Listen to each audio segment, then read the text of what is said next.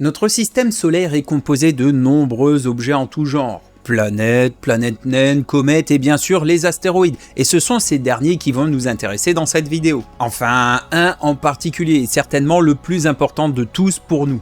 Apophis, le destructeur. Ouais, c'est pour mettre un peu dans l'ambiance. Revenons un peu sur son histoire. Découvert en 2004 par Roy Tucker, un astronome américain, et David J. Tolan de l'Institut d'astronomie de l'Université d'Hawaï, il fait beaucoup parler de lui à cause de son orbite, de sa taille et surtout de sa dangerosité pour la Terre. Et ce n'est pas pour rien qu'il a été baptisé Apophis, qui n'est autre que le dieu du chaos dans la mythologie égyptienne, représenté par un immense serpent. Ces mensurations sont assez impressionnantes, mais est-il vraiment aussi dangereux que ce que l'on pourrait penser ? Environ 330 mètres de diamètre, une masse estimée à environ 30 millions de tonnes et il est composé principalement de roches. Il tourne sur son axe à une vitesse folle en seulement 30 minutes, il a une vitesse orbitale moyenne de 31 000 km/h et sa révolution autour du Soleil est de 323 jours.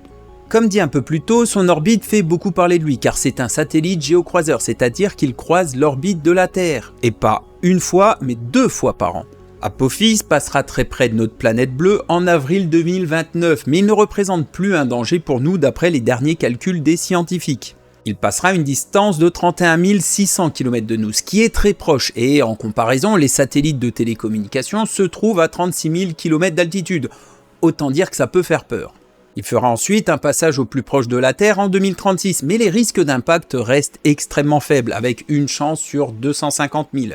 Il est donc très dangereux, ça il n'y a pas de doute, et les différentes agences le surveillent de très près car les conséquences de sa chute sur Terre seraient importantes.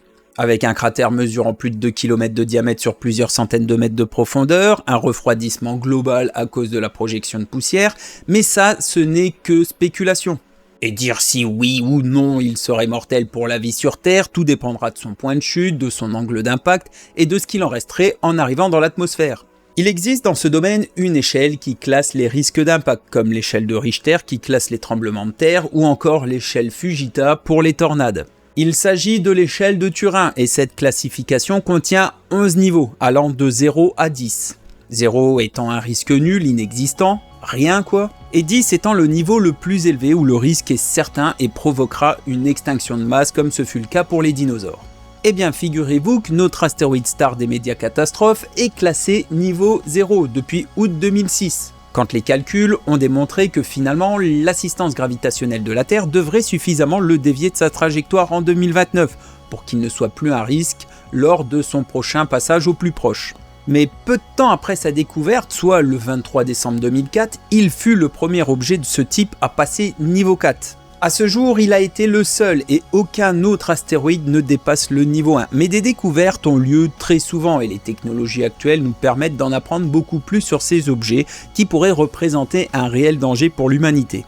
Alors, oui, ma miniature est putaclic, mais il s'agit là de vous donner une information claire au sujet d'Apophis, qui n'est donc plus vraiment une menace directe, même si oui, 31 600 km, c'est proche.